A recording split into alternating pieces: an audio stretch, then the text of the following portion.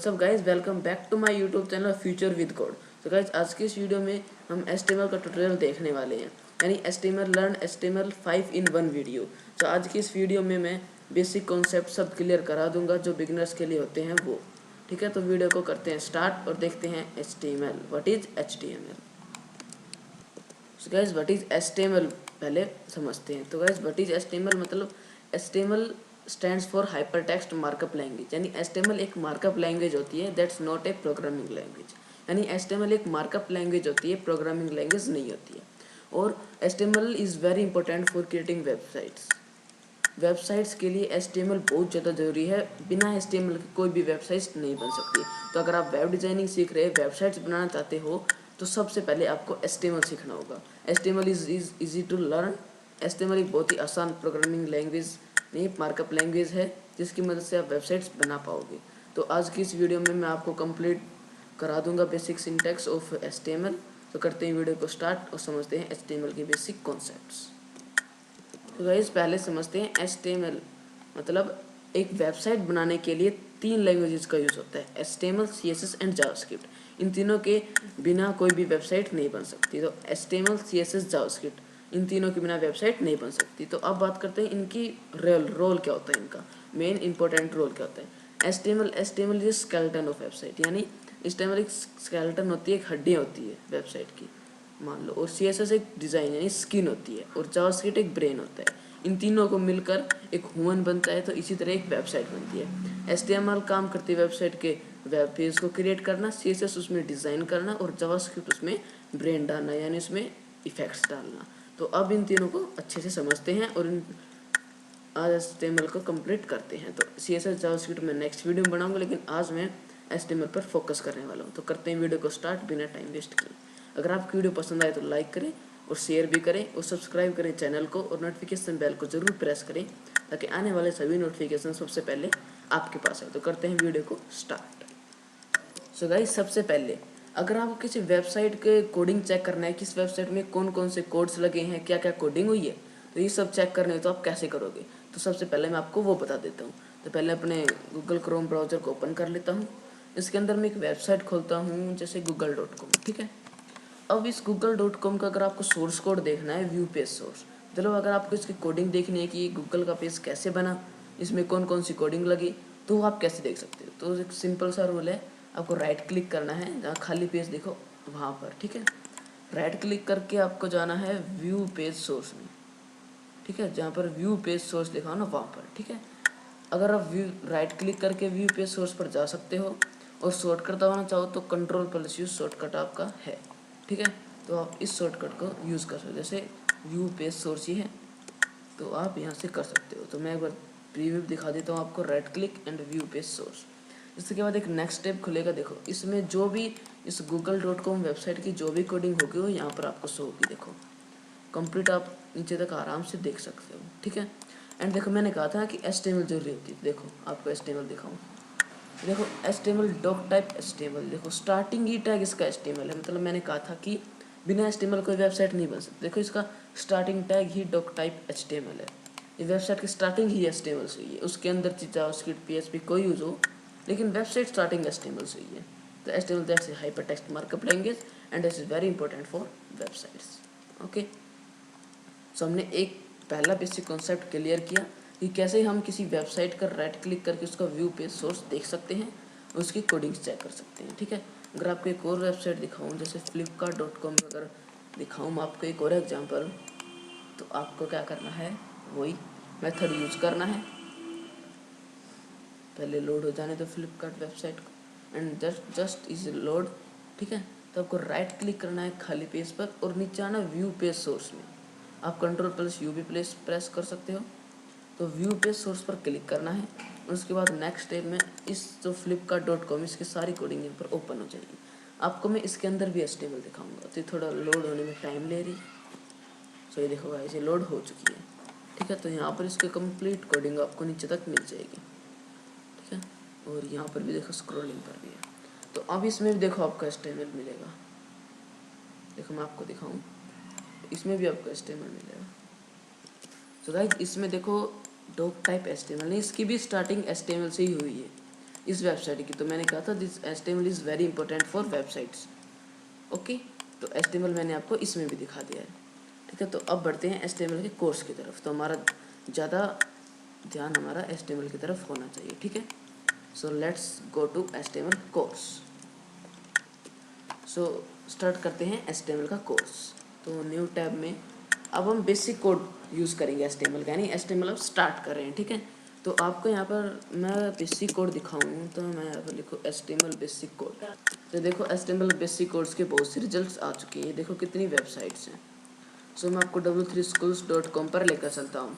तो हम HTML basic पर क्लिक करेंगे और उसके बाद w3schools.com वेबसाइट ओपन हो जाएगी। नीचे आएंगे तो देखो एग्जाम्पल दे रखा है बेसिक कोड का, ठीक है। तो हम इस कोड को राइट क्लिक करके कॉपी कर लेते हैं। तो अब मैं क्या करूँगा, अब मैं आपको नोटपैड में HTML के सारे बेसिक कॉन्सेप्ट्स क्लियर कराऊंगा, ठीक है। तो नोटपैड में फटाफट से ओपन कर लेता हूँ, ठीक है। तो नोटपैड ओपन हो रहा है, देखो हो गया है नोटपैड ओपन, ठीक है। अब मैं फॉन्ट को थोड़ा ठीक कर लेता हूँ, चलो, ठीक है। सो मैंने फ़ॉन्ट्स को क्लियर कर लिया है। तो अब जो मैंने यहाँ से कोड कॉपी किया था यहाँ से, तो उस कोड को मैं यहाँ पर लाकर पेस्ट करता हूँ, जैसे ये देखो, ठीक है।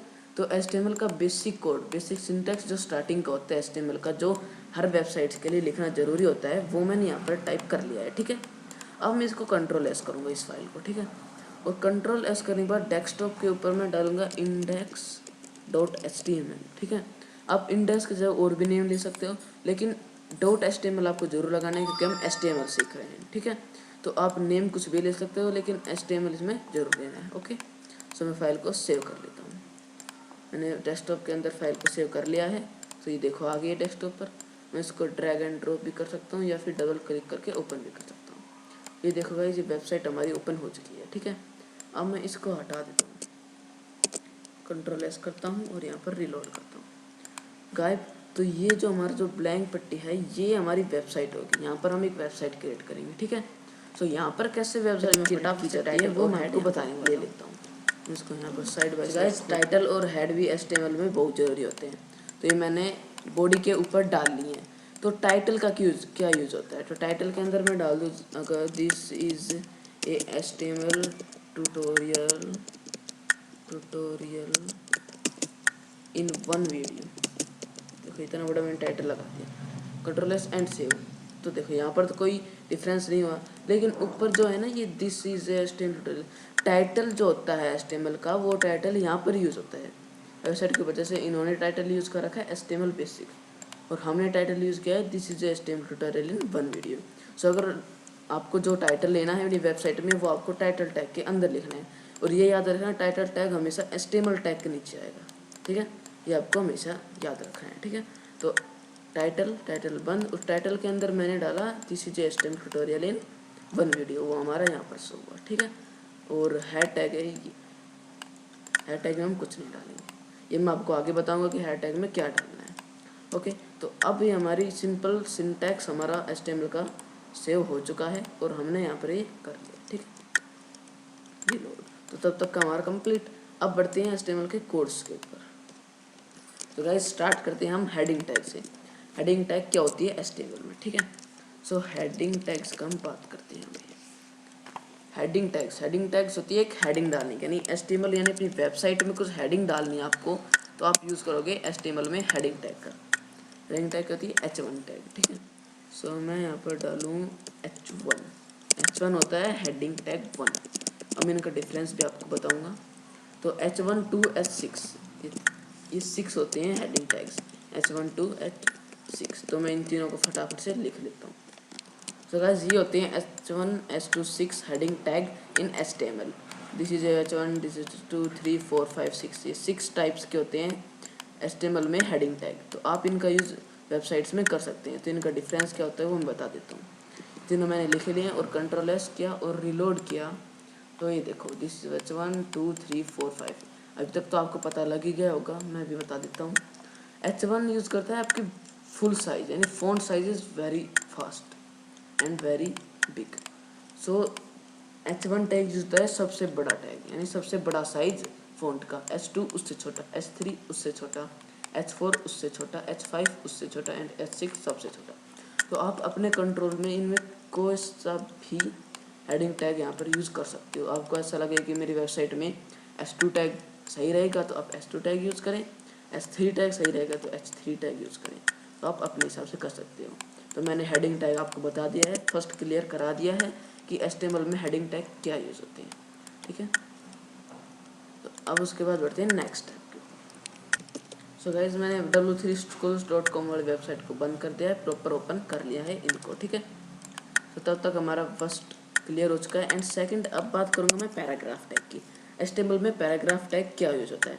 तो पैराग्राफ टैग के लिए आपको एक कोड यूज़ करना पड़ता है छोटा सा, पी टैग यानी पैराग्राफ टैग। इस टैग के अंदर आपको कोई अपनी वेबसाइट में कुछ पैराग्राफ डालना है तो आप पी टैग का यूज़ करके पैराग्राफ्स को आसानी से डाल सकते हो। तो वो पैराग्राफ टैग पैराग्राफ के अंदर आसानी से क्लियर हो जाएंगे उनके डिव के, उनके रो के हिसाब से। ठीक है, लेकिन अगर आप H1 में डालोगे तो this is a wrong website, यानी वो आपकी वेबसाइट में बहुत ज़्यादा खराब दिखेंगे। पी टैग के अंदर डालोगे तो वो एकदम बेस्ट दिखेंगे। तो मैं कुछ पैराग्राफ यहाँ से ले लेता हूँ।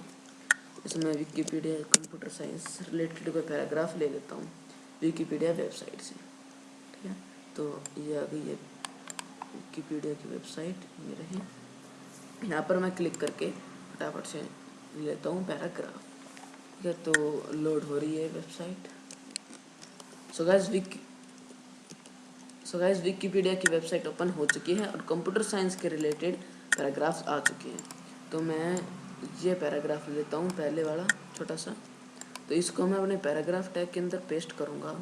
तो ये देखो जो पैराग्राफ आने थे, सो पैराग्राफ टैग के अंदर मैंने ये जो पैराग्राफ था ये कॉपी पेस्ट कर लिया है। तो अब मैं देखूँ रिलोड करके, तो ये देखो गाइस ये आ चुका है। पैराग्राफ टैग के अंदर जो हमने पैराग्राफ लिया था वो पैराग्राफ सक्सेसफुली आ चुका है। तो अब देखो ये कितना मस्त लग रहा है। लेकिन अगर मैं इसको H1 टैग में लगा दूँ तो ये रॉन्ग हो जाएगा, यानी बहुत ही घटिया सा दिखेगा हमारी वेबसाइट में। ठीक है, तो इसको यहाँ से Ctrl+X करके अगर मैं यहाँ पर लगा दूँ, ये देखो, और फिर रिलोड करूँ तो आपको पता ही होगा कितना खतरनाक लग रहा है। एंड सो अब मैं पैराग्राफ टैग में इसको लगा लूँगा। ठीक है, तो गाइस ये मेरा सिंपली सा मीनिंग था कि पैराग्राफ टैग के अंदर आपको जो भी पैराग्राफ अपनी वेबसाइट में लिखना हो, ये कितना बड़ा कंटेंट हो, वो सब आपको पैराग्राफ टैग के अंदर डालना है, फिर उसको CSS से स्टाइल कर लेना है। तो हमारी दो पार्ट्स क्लियर, हेडिंग और पैराग्राफ। अब बढ़ते हैं थर्ड पार्ट की तरफ। सो गाइस थर्ड पार्ट है हमारा, मैं आपको थर्ड पार्ट में बताने वाला हूँ लिस्ट क्या होती है HTML में। HTML में जो भी आपको लिस्ट डालनी होती है तो वो लिस्ट क्या होती है HTML में, एक तो हेडिंग टैग और paragraph tag.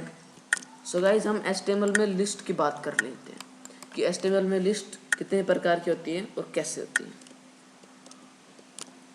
So guys HTML में लिस्ट होती है 2 टाइप्स की। फर्स्ट होती है ऑर्डर लिस्ट एंड सेकंड होती है अनऑर्डर लिस्ट, OL और UL। ये 2 टाइप्स की HTML में लिस्ट होती है। अब मैं इन दोनों लिस्ट को आपके लिए क्लियर कराने वाला हूँ। तो पहले बात कर लेता हूँ मैं UL नहीं OL की। ठीक है, चलो मैं दोनों को साथ लेकर चलता हूँ। तो OL यानी ऑर्डर लिस्ट, OL को हम स्टार्ट करेंगे एंड क्लोज करेंगे। ठीक है, सो इसके अंदर हम LI लेंगे। ठीक है, LI यानी लिस्ट।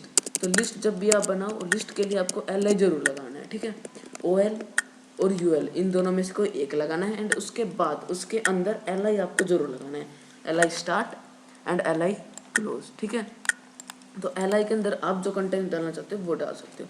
जैसे मैं डालता हूँ दिस इज ए लिस्ट 1। ठीक है, और इसके अंदर मैं 3 लिस्ट लगा देता हूँ।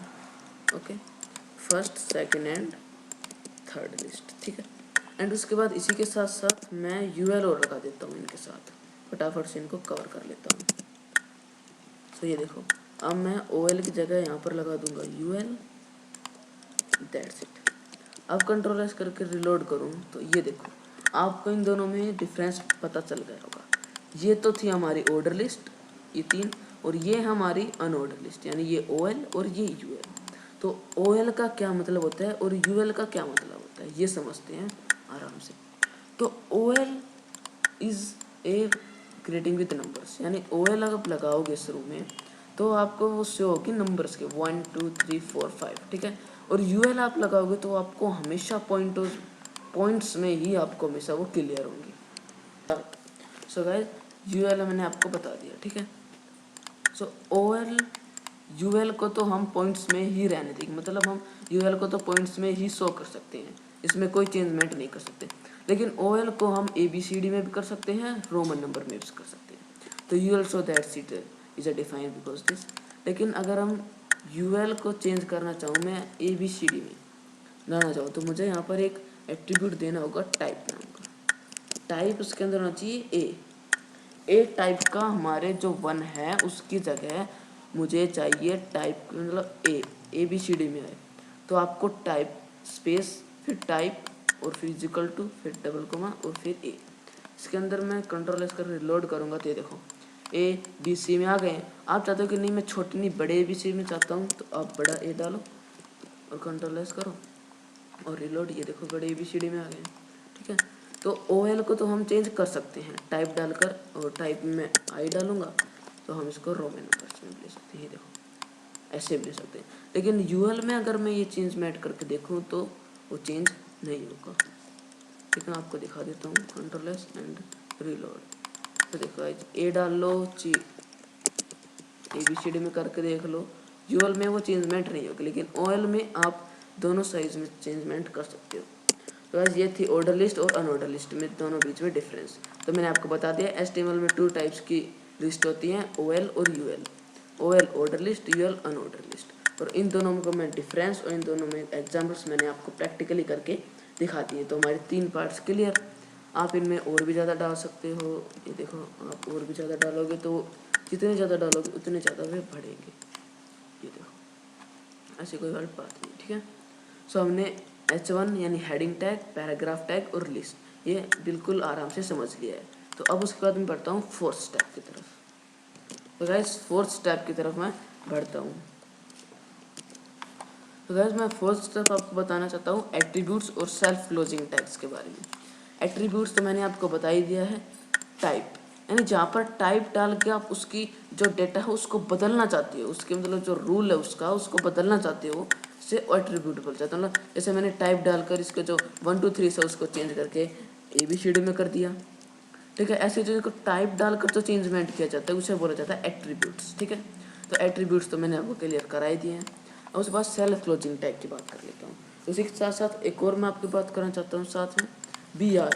अगर मैं यहाँ पर एक BR टैग की बात करना चाहता हूँ, अगर मैं BR लगा दूँ यहाँ पर BR टैग और फिर कंट्रोल एस करूँ तो देखो क्या हुआ, जितना पहले स्पेस, अगर आप चाहते हो कि जस्ट जितना पहले स्पेस है उतना ही एक बार और स्पेस हो जाए और किसी को पता भी ना चले, तो उसका मतलब होता है BR। यानी अगर आप चाहते हो कि इन दोनों लिस्ट के बीच में मुझे एक और स्पेस चाहिए इन दोनों में, तो आप स्पेस ले सकते हो।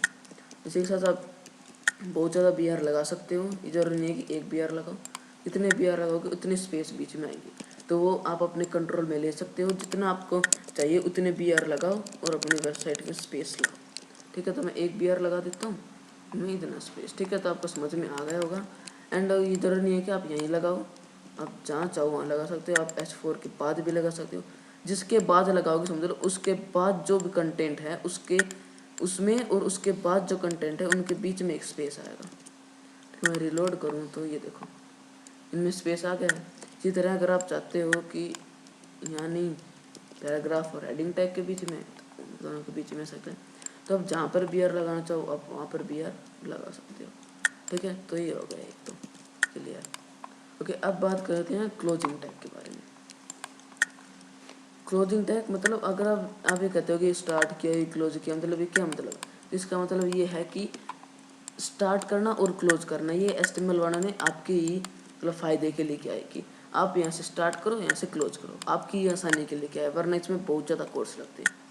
तो वो याद रखना कि जो ट्रैक आप स्टार्ट कर रहे हो उस ट्रैक को आपको ज़रूर क्लोज करना है, ठीक है। This is very important thing, जो आप स्टार्ट करोगे उसको आपको क्लोज जरूर करना है हर कोड में HTML के, ठीक है। So this is basic. Okay, अब उसके बाद बात करते हो, आप यहाँ पर BR लगाते हो, आपको चाहिए कि मुझे 80% इन दोनों में 80% का स्पेस चाहिए, तो आप क्या करोगे, कॉपी करके BR लगाओगे तो ये आपकी वेबसाइट को ख़राब बना देती है, यानी रॉन्ग बना देती है। और कोई व्यू पेज सोर्स करेगा आपकी वेबसाइट में तो ये देखो उसको कितने BR दिखेंगे, तो ये BR आपकी वेबसाइट में अच्छी नहीं लगती। तो HTML है तो मैं HTML आपको सिखा रहा हूँ। CSS में आप BR की जगह आप मार्जिन टॉप जैसे क्वेरीज यूज़ करके अपनी वेबसाइट को डिजाइनदार बना सकते हो। तो अभी मैं ज़्यादा CSS में नहीं जाना चाहता क्योंकि HTML का ट्यूटोरियल है, तो BR मुझे आपको बताना था वो मैंने बता दिया है, ठीक है। तो सेल्फ क्लोजिंग टैग भी कंप्लीट हो चुका है। अब बढ़ते हैं 5th स्टेप की तरफ। सो गाइस मैं 5th पार्ट स्टार्ट करता हूँ। तो 5th पार्ट में मैं आपको बताने वाला हूँ कमेंट्स आप अपनी वेबसाइट में कैसे लग सकते हो। अभी कमेंट्स क्या होते हैं? कमेंट्स होते हैं कि अगर आप चाहते हो कि यही H1 में टैग में जो मैटर है वो मैं यहाँ पर लगा रहा हूँ और वही मैटर मैं यहाँ पर लगा रहा हूँ, तो आपको कैसे पता चलेगा कि ये वाला ये है और ये वाला ये है। और जैसे आप बहुत बड़ी वेबसाइट बना रहे हो तो बहुत से लाइन्स 1000, 2000, 3000 लाइन्स हो सकती है और उनमें से आपको एक H1 को ढूंढना आपके लिए बहुत बड़ी बात हो जाती है। तो आप एक कमेंट डालो, जैसे मैं यहाँ पर डाल देता हूँ 30 कमेंट्स डालने का मेथड बता देता हूँ आपको मैं, ऐसे और डबल डॉट और फिर यहाँ पर डालो 30 इज ए हेडिंग और फिर इसको डबल डॉट करके क्लोज कर दो, ठीक है। तो less than start exclamation mark start और डबल इक्वल और फिर इसके अंदर आप जो कमेंट्स डालना चाहते हो वो डाल लो, फिर इनको दो इक्वल्स को स्टार्ट करो और ग्रेटर देन को क्लोज कर दो, ठीक है। तो ये मेथड है कमेंट्स करने का, ठीक है।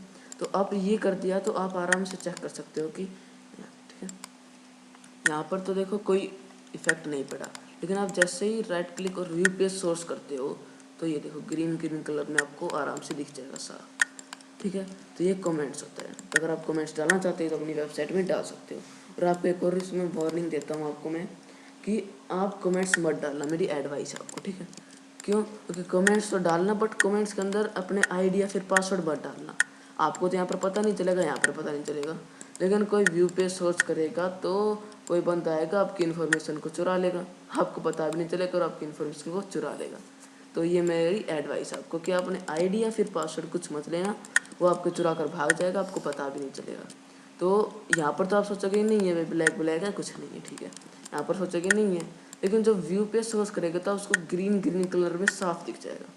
तो अपनी ID या फिर पासवर्ड या कोई पर्सनल चीज़ है जो आप शेयर नहीं करना चाहती है उसको आप कमेंट में मत डालना। वैसे डालो दिस सेटिंग कुछ डालो, लेकिन अपने ID पासवर्ड या कुछ पर्सनल चीज़ें हैं वो कमेंट में मत डालो, ठीक है। तो ये मेरी आपको एडवाइस है, बाकी डालो कोई प्रॉब्लम वाली बात नहीं है, ठीक है। तो हमारा कमेंट्स भी क्लियर हो चुका है। आप कमेंट यहाँ पर डाल सकते हो, यहाँ से डिलीट करके यहाँ पे डाल सकते हो, कंट्रोल S एंड देखो आप यहाँ पे डाल सकते हो, ठीक है। तो हमारा 5th पार्ट भी कंप्लीट। अब बढ़ते हैं 6th पार्ट की तरफ। तो गाइस बढ़ता हूँ 6th पार्ट की तरफ। तो अब मैं आपसे बात कर रहा हूँ लिंक्स बताना चाहता हूँ। नहीं होता है कि जैसे कोई वेबसाइट होती है, जैसे ये रहा लिंक एक, इस पर क्लिक करते हैं तो वो किसी नेक्स्ट पेज पर चला जाता है, ठीक है। जैसे ये देखो नेक्स्ट पेज को चला गया। तो ऐसे लिंक्स होते हैं, ये लिंक्स कैसे बनाए जाते हैं अपनी वेबसाइट में HTML की मदद से, तो वो मैं आपको अब बताता हूँ। फिर मैं इसको छोटा कर लेता हूँ। तो अब मैं यहाँ पर खोलता हूँ। अब मैं इसको UL के नीचे बताना चाहता हूँ, यानी यहाँ पर इसके नीचे बताना चाहता हूँ। तो UL वाले यानी लिंक्स के लिए एंकर टैग यानी A टैग को बोल जाता है एंकर टैग, वो लगाकर HREF फिर डबल एक्सक्लेमेशन फिर ये बंद और फिर एंकर टैग बंद। ये कोड होता है एक लिंक लगाने का, ठीक है। L स्टार्ट करो कोड, फिर A डालो, A मतलब एंकर टैग, HREF यानी कहाँ पर उस पर क्लिक किया जाए तो कहाँ पर जाए, होता है HREF का वर्क। और इन दोनों के बीच में जो ये है, इसमें जहाँ पर जाएगा वहाँ पर उसका पाथ, मतलब मैं यहाँ पर डालता हूँ गो टू गूगल नाम का मैंने एक लिंक बना दिया। जो उसमें नाम डालना है वो इन दोनों के बीच में डालो, जैसे मैंने गो टू गूगल बना दिया। अब इसके अंदर जो होगा इस पर क्लिक किया जाएगा, तो ये जो है इसके बीच में वो फाइल डालना है कि इस पर क्लिक किया जाए तो कहाँ पर जाए, वो पाथ आपको यहाँ पर डालना है। तो मैं यहाँ पर डाल दूँगा HTTPS यानी गूगल वेबसाइट का लिंक www.google.com।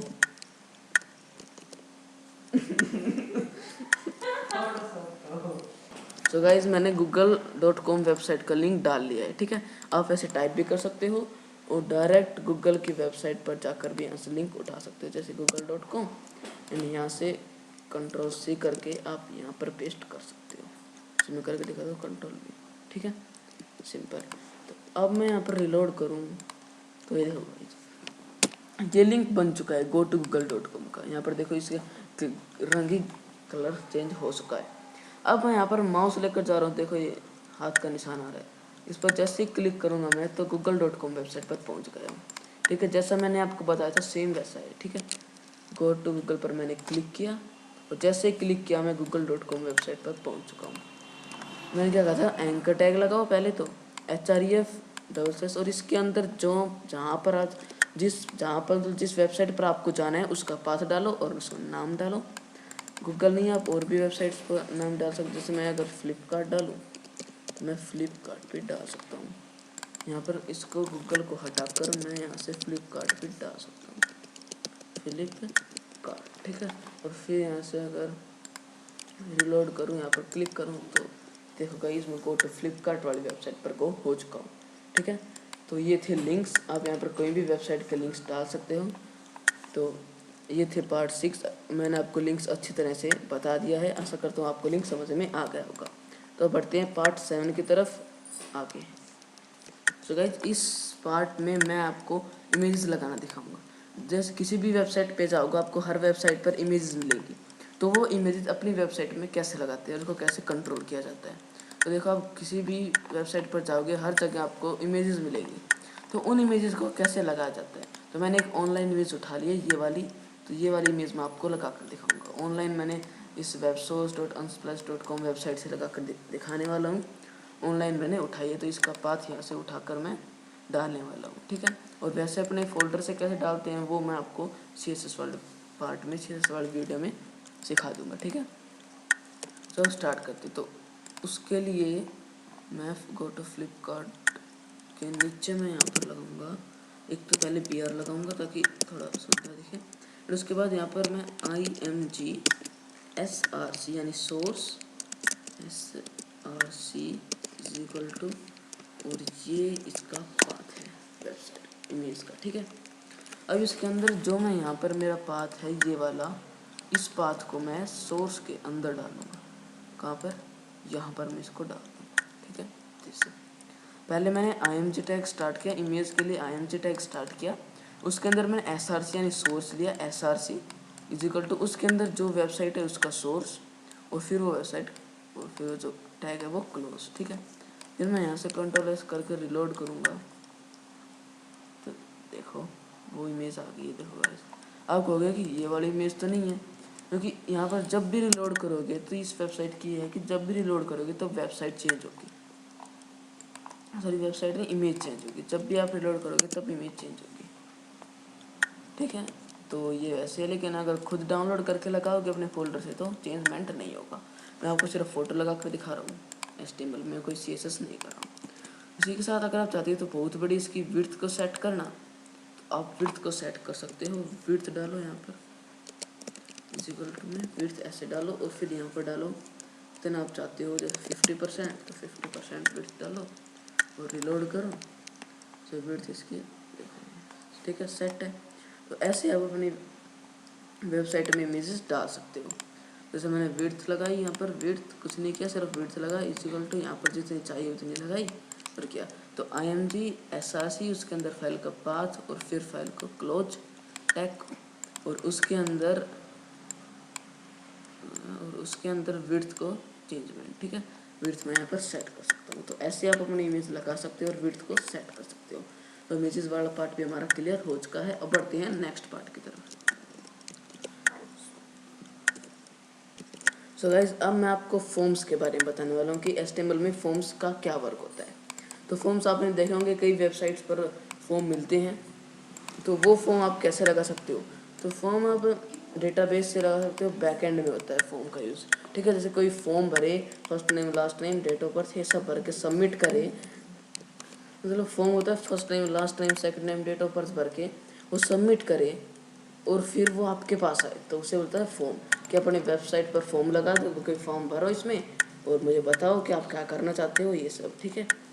तो आप इसलिए फॉर्म बना सकते हो बैक एंड में PHP से कनेक्ट करके, डेटाबेस से कनेक्ट करके आप फॉर्म को भर सकते हो और बना सकते हो। तो मैं ज़्यादा डेटाबेस में जानना नहीं चाहूँगा क्योंकि ये HTML की वीडियो है, ठीक है। तो आप मतलब बेसिकली फॉर्म का यूज़ ये होता है कि कोई फर्स्ट नेम लास्ट नेम भरे और फिर सबमिट करे। तो आपको कैसे पता लगे कि इस बंदे ने मेरी वेबसाइट पर आकर ये फॉर्म सबमिट किया है, तो वो आपको पता लगेगा डेटाबेस की मदद से, जो कि बनता है PHP से। तो उसकी भी मैं वीडियो बना दूंगा, ट्यूटोरियल आप मेरे चैनल पर आपको मिल जाएंगे। अगर आप बनाना चाहते हो कि डेटाबेस पर और MySQL पर मुझे वीडियो बनाओ तो मैं कमेंट में ज़रूर बताना, मैं वीडियो बना दूंगा, ठीक है। तो अब हम बढ़ते हैं HTML की तरफ और फॉर्म कैसे बनाए जाते हैं उसको देखते हैं।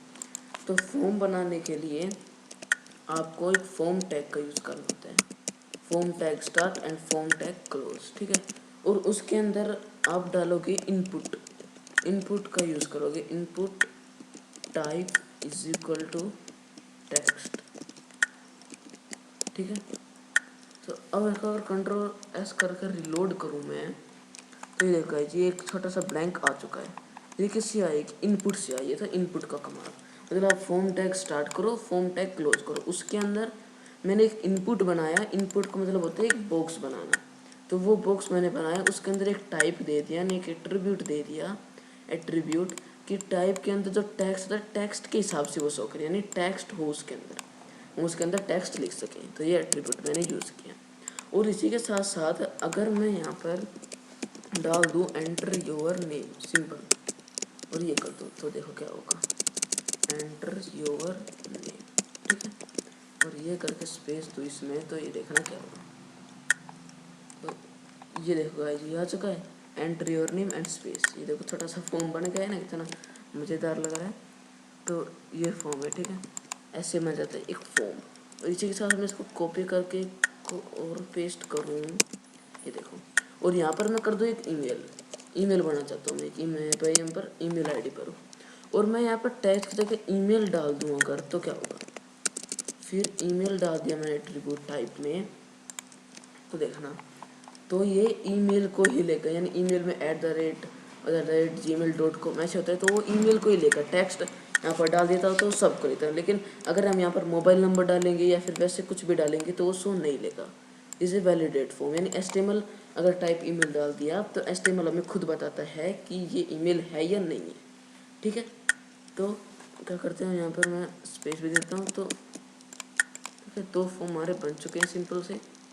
तो ऐसे आप फॉर्म बनाते हो। इनपुट आपको बॉक्स को क्रिएट कर, टेक्स्ट आपके अंदर के एट्रीब्यूट को करता है, ठीक है।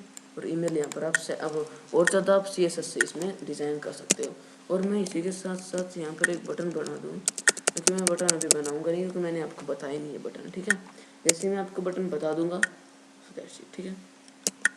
चलो मैं अभी बता देता हूँ आपको। बटन टैग स्टार्ट के बटन क्या होगा, बटन आपने देखा होगा कि बहुत सी वेबसाइट्स में बटन रहते हैं, मतलब सभी वेबसाइट में बटन होते हैं, ठीक है। देखा होगा अपने इस बटन पर क्लिक करके वहाँ चले जाते हैं, कॉन्टैक्ट होम के बटन होते हैं। तो वो बटन अपनी वेबसाइट में कैसे बना सकते हो, उसके लिए कुछ नहीं, एक सिंपल सा बटन टैग स्टार्ट करना है, बटन टैग क्लोज करना है। उसके अंदर आपको जो बटन में जो लिखना है वो तो मैं बता दूँगा सबमिट।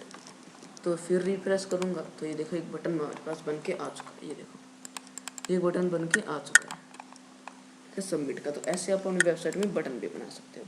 और देखो मैंने आपको कहा था कि ये सिर्फ ईमेल को लेगा, मोबाइल को नहीं लेगा, अगर आपने टाइप ईमेल डाल दिया। और देखो अगर मैं यहाँ पर कुछ करूँगा, ऐसे ऐसे कुछ लिखो, सबमिट करूँ, तो देखो please include N anchor tag in the email address, तो ये चीज़ें मिसिंग, ठीक है। तो ये होता है वैलिडेट। HTML पहले ही वैलिडेट कर देता है कि ये सिर्फ ईमेल को लेगा, बाकी किसी को नहीं लेगा, ठीक है।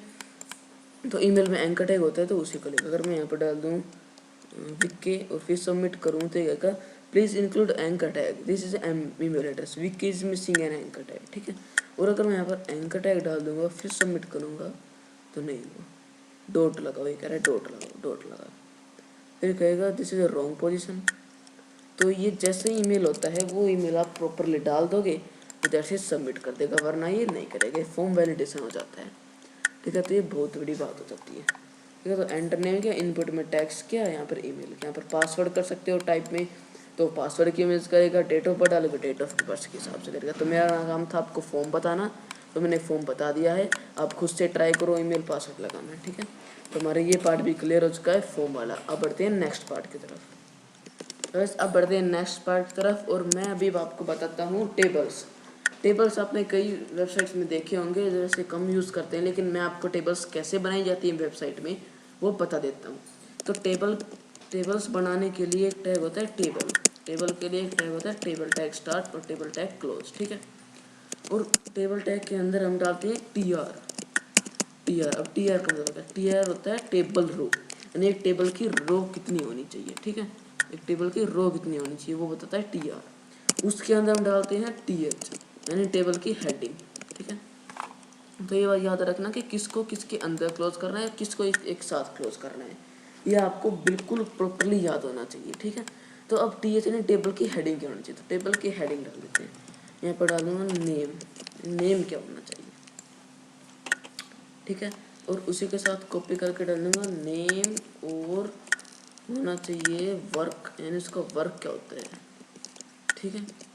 और उसी के साथ साथ मैं फटाफट से लिखता हूँ कंपनी कौन सी, एक टेबल बनाकर दिखा रहा हूँ आपको, आसानी से आप बना पाओगे, ठीक है। उसके बाद एक और रो बना दूंगा, इसमें इसका उत्तर दूंगा, ठीक है। नेम में क्या होगा, वर्क में क्या होगा, कंपनी में क्या होगा, ठीक है। फिर मैं एक और टीआर लूँगा, एक और टेबल रो लूँगा, उसमें तो 3 ले लिए मैंने, ठीक है। यहाँ पर मैं नेम में डाल दूंगा विवेक, वर्क में डाल दूंगा डेवलपर, और ये कंपनी में डाल दूंगा मैं यूट्यूब, ठीक है। एक साथ एक और नाम डाल दूंगा मैं यहाँ पर नमन, और वर्क डाल दूंगा सीओ, और कंपनी में डाल दूंगा फ्लिपकार्ट, ठीक है। इस साथ एक और नाम आप डाल सकते हो, जैसे मैंने डाल दिया रोहन, वर्क में डाल दिया डेवलपर, ठीक है। इसको भी डेवलपर ही बना देते हैं, उसको सीओ बना देंगे, ठीक है। और यहाँ पर कुछ भी कंपनी, अमेजोन में ये रोहन नाम का बंदा डेवलपर है, ठीक है, ये डाल देंगे। फिर कंट्रोल-एस करके रिलोड करूँगा मैं, तो आप देखो ये एक टेबल बनकर आ चुकी है, देखा होगा आपने। नेम के अंदर ये 3 नाम के बंदे हैं, विवेक, नमन और रोहन। वर्क है इनका डेवलपर सीओ डेवलपर, और कंपनी इनकी यूट्यूब, फ्लिपकार्ट, अमेजोन। देखो एक तरह का ये टेबल बनकर आ चुकी है, ठीक है। तो देखो हमने टेबल कैसे बनाई जाती है, तो बहुत ही सिंपल तरीका है, बहुत आसान तरीके से आप HTML में टेबल्स को कर सकते हो, ठीक है। और मैंने क्या किया, टेबल के अंदर एक स्टाइल टैग का यूज किया। उस स्टाइल टैग के अंदर मैंने विड्थ को कर दिया 100%, ठीक है। और मैंने रिफ्रेश किया तो ये देखो क्या होगा, कंप्लीट 100% विड्थ लेगी। आप कहोगे ये स्टाइल है, विड्थ क्या डाल दिया, तो देखो इसका क्या होता है। स्टाइल एक एट्रीब्यूट होता है CSS का, जिससे कि हम इनलाइन CSS बोलते हैं। तो उसी टेबल के टैग के अंदर हम CSS को भी यूज़ कर सकते हैं, डिज़ाइन। तो स्टाइल टैग स्टार्ट किया, ये डबल इक्वल स्टार्ट किया, उसके अंदर मैंने विड्थ को कर दिया इसकी 100% इक्वल के साथ। हमने क्या किया था कि हमने इमेज में विड्थ को ऐसे शो किया था, लेकिन हम स्टाइल के अंदर विड्थ को ऐसे शो करेंगे, ठीक है। 100% डाल दिया, स्टाइल के अंदर इनलाइन CSS डाल दिया, ठीक है। और हमने रिफ्रेश किया तो क्या किया, एक कंप्लीट विड्थ पर हमने ये जो हमारी टेबल है इसने कंप्लीट 100% विड्थ ले ली। अब देखना चाहते हैं कितनी ली, यहाँ तक ली, यहाँ तक ली, यहाँ तक ली, कितनी ली। उसके लिए आप इसी के साथ साथ यहाँ पर सेमीकोलन लगा के आप border colon 2 pixel solid black डाल सकते हो। मैंने एक बॉर्डर डाला, 2 पिक्सल का बॉर्डर लिया मैंने, और उसका कलर कर दिया मैंने ब्लैक, ठीक है। फिर उसका रिलोड करूँगा मैं कंट्रोल-एस करके, तो ये देखो इसने इतनी जगह ले रखी है, वो साफ दिख गई है, ठीक है। नेम विवेक, नमन, रोहन, वर्क, ये सब कंपनी, ये सब, ठीक है। तो मैंने एक सिंपल सी एक टेबल आपको बनाकर दिखा दी है, ठीक है। तो आप यहाँ पर आसानी से एक टेबल बना पाओगे अपनी HTML में, ये बहुत ही ज़्यादा आसान है, ठीक है। और मैं यहाँ पर अगर एक कैप्शन और डाल दूँ, कैप्शन,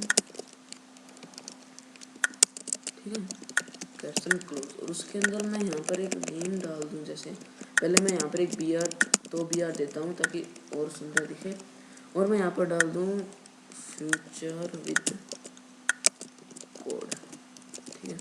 और फिर कंट्रोल-एस करके ये करूँ तो देखो यहाँ पर आप नेम भी डाल सकते हो भाई, फ्यूचर विद कोड के अंदर ये मैंने टेबल्स बनाई है, ठीक है, ये नाम की। तो गाइस ये टेबल्स कैप्शन का यही इस्तेमाल होता है। जब आप टेबल डालो और उसमें हेडिंग डालना चाहो तो टेबल में बाहर, तो आप कैप्शन का यूज़ करके डाल सकते हो बड़ी आसानी से, ठीक है।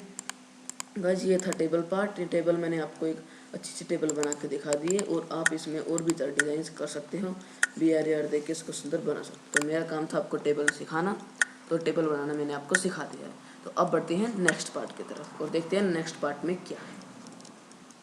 तो गाइस बढ़ते हैं नेक्स्ट पार्ट की तरफ। तो नेक्स्ट पार्ट में मैं आपको बता रहा हूँ डिव का क्या यूज़ होता है। डिव, ठीक है, डिव बताता हूँ मैं आपको।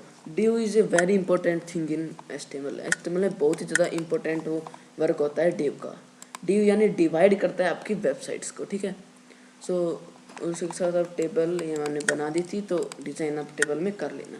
और आप कहोगे टेबल ये इतने साथ आप रट के बैठे हो। नहीं भाई, रट के नहीं बैठे हैं, ये मुझे बहुत पहले से आता है, तो ये थोड़ी थोड़ी याद हो गई है, लेकिन फिर भी मुझे गूगल सर्च मारना पड़ जाता है। तो बड़े से बड़ा डेवलपर भी गूगल सर्च मार लेता है, इसमें कोई बड़ी बात नहीं है। और अगर आप अगर कहो कि नहीं नहीं मैंने गूगल सर्च मारा, तो इससे कुछ नहीं होता है, सब गूगल सर्च मारते हैं, ठीक है। कोई ऐसा बंदा नहीं है जो कंप्लीट याद हो, ठीक है। तो हम पढ़ते अपने काम की तरफ फोकस करते हैं। और मैं अब आपको बताता हूँ डिव टैग के बारे में। तो डिव मैंने बताया था कि ये एक डिवाइड करता है एक थिंग को, एक कंप्लीट विड्थ को एक डिवाइड करता है। तो डिव टैग कैसे लिखोगे, यहाँ पर लिखा जैसे मैंने लिखा div start and div close. Div आपको हमेशा वेबसाइट बनाते वक्त यूज़ करना है, क्योंकि डिव बहुत ज़्यादा इंपॉर्टेंट थिंग है एचटीएमएल में। तो डिव के अंदर मैंने डाल दिया दिस इज ए डिव, ठीक है। और यहाँ पर रिलोड किया तो ये देखो दिस इज ए डिव आ गया है। इसने कंप्लीट विड्थ अपनी एक डिवाइड कर ली है वेबसाइट के अंदर, कंप्लीट एक डिवाइड कर दी है, ठीक है। तो आप ऐसे डिवाइड करके डिव ले सकते हो। उसी के अंदर अगर मैंने डाल दिया ID is equal to this is my div, आप कहोगे ID क्या डालती। तो देखो ID क्या होती है डिव के अंदर। डिव के अंदर ID या क्लास आपको जरूर लेनी होती है। ID होती है एक एट्रीब्यूट CSS का, CSS से टारगेट, यानी ID अगर आपने डाल ली तो उसे टारगेट किया जाता है कि जहाँ पर आपने ID डाली, कि मैंने इसके अंदर एक ID डाल दी माईडी नाम से, तो वो CSS इसको यूज़ करेगी और CSS सोचेगी, आप उसमें डालोगे माईडी, तो CSS आपको कहेगी माई डिव नाम, आप कहोगे उसको कि माई डिव नाम की जो भी ID है आप उसके कलर को रेड कर दो। तो CSS क्या करेगी, जो माई डिव जहाँ पर लिख रखा होगा उसकी जो है उसको कलर वो रेड कर देगा। तो ID होती है किसी फंक्शन को, किसी एक टैग को टारगेट करने में, तो ID से वो टारगेट होता है, ठीक है। और चाहते हो कि नहीं मुझे और भी माई डिव के साथ साथ इन 3 हेडर में भी वही हो जो इसमें हो रहा है, तब क्लास को इसको। लेकिन अब ID आपने डाल दी तो ये ID इसमें भी आप नहीं डाल सकते, this is wrong thing about this, ठीक है। तो मैं यहाँ पर डालते क्लास। तो अगर आप ये चाहते हो कि मैं इसी के साथ साथ इनमें भी ये डालना चाहते हो, तो आप क्लास टैग का यूज़ करके यहाँ पर क्लास टैग डालोगे, ठीक है, जिससे कि वो कंप्लीट को यूज़ करेगा। तो डिव का ये मतलब होता है आपको डिव हमेशा यूज़ करना है। तो जैसे जैसे आगे स्टेप बढ़ेगा तो मैं आपको सब कुछ सिखाता चलूँगा, ठीक है। तो डिव टैग का ये यूज़ था कि डिवाइड करता है अपनी वेबसाइट को, उसके अंदर आप ID डाल के टारगेट कर सकते हो, क्लास डाल के भी टारगेट कर सकते हो। तो ये था पार्ट। अगर आप पार्ट मुझे आशा करता हूँ कि आपको पसंद आ गया होगा, आपको समझ में बिल्कुल आसानी से आ रहा होगा। तो बढ़ते हैं नेक्स्ट पार्ट की तरफ। तो गाइस अब इस पार्ट में मैं बात करने वाला हूँ HTML स्पेशल कैरेक्टर्स की, कि HTML में कुछ स्पेशल कैरेक्टर्स होते हैं, वो क्या होते हैं। देखो मैंने एक कैरेक्टर क्लिपबोर्ड से कॉपी कर रखा है, ठीक है, और मैं इसे Ctrl+S करके इसको रिलोड करूँ तो ये देखो ये आ गया। अब हो गया ये क्या कर दिया, तो मैं बताता हूँ आपको क्या कर दिया। तो ये HTML बेसिक कैरेक्टर है। तो मैं चाहता हूँ कि आप डालो गूगल सर्च करो HTML कैरेक्टर्स, ठीक है। फिर उसके बाद जब बहुत से रिजल्ट्स आपके लिए खुल के आएंगे, कुछ ना कुछ तो खुल के आएगा, ठीक है। तो आप क्या क्या करना है, सो आपको ये जो वेबसाइट है यहाँ से आपको इस पर क्लिक करना है, यहाँ से 4th नंबर वाले पर क्लिक करना है।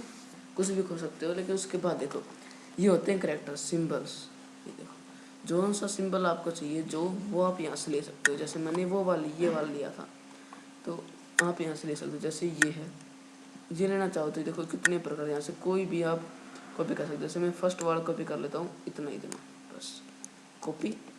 एंड जो जैसे दिस इज ए के बाद दिस इज ए के बाद आपको लगाना है, तो आप उसको ऐसे कॉपी करके पेस्ट करो Ctrl+S और यहाँ पर रिलोड करोगे तो देखो जो चाहिए वो आपको साइन यहाँ पर मिलेगा। आप कॉपीराइट चाहते हो, कॉपीराइट वाला, तो कॉपी डालो। थोड़ा बहुत मुझे याद है तो मैं बता रहा हूँ आपको, ठीक है। और यहाँ से जो कोड आपको चाहिए, जो सिंबल चाहिए, आपको सब सिंबल्स मिलेंगे। तो मैं चाहता हूँ कि आप ये खुद से ट्राई करें, ठीक है। तो ये पार्ट हमारा क्लियर हो चुका है। अब बढ़ते हैं हम नेक्स्ट पार्ट की तरफ। सो गाइज नेक्स्ट पार्ट ये है कि मैं आप कहता हूँ कि आप एक IDE इस्तेमाल करें, यानी एक सोर्स कोड एडिटर, जहाँ पर आप कोडिंग कर सको, वो कोड यूज़ करें, वो IDE यूज़ करें। विजुअल स्टूडियो कोड नेम की एक IDE होती है, उसको आप डाउनलोड करके उसको यूज़ करें। हम उसका फ़ायदा और उसके बारे में कुछ बताना चाहता हूँ। तो विजुअल स्टूडियो कोड एक IDE है जहाँ पर आप कोडिंग लिखोगे बिल्कुल आसान तरीके से, वो आपके लिए आसानी भी होगी। इसका फ़ायदा क्या है वो मैं आपको बताऊंगा। यहाँ से आप डाउनलोड फॉर विंडोज़ पर क्लिक करके उसको डाउनलोड कर लें इस ऑफिशियल वेबसाइट से, और इस ऑफिशियल वेबसाइट का लिंक आपको डिस्क्रिप्शन में मिल जाएगा, आप वहाँ से डायरेक्ट जाके डाउनलोड कर सकते हो। उसके बाद अब मैं बताता नहीं, उसको दिखाता हूँ ये कैसे यूज़ होता है। सो गाइस ये है वो विजुअल स्टूडियो कोड IDE, ठीक है। तो इसके अंदर जो मैंने नोटपैड में जो कोडिंग की थी वो पूरी कॉपी पेस्ट मैंने इसमें कर रखी है। तो पहली बात तो ये देखो, इनके कलर चेंज हो चुके हैं, ठीक है। कलर में जो कितना ब्यूटीफुल लग रहा है। तो मैं आपको बता देना चाहता हूँ, आप नोटपैड पर कोडिंग कभी भी ना करें, और नोटपैड को कोई भी यूज़ नहीं करता है, कोई भी नोटपैड पर कोडिंग नहीं करता है, ठीक है।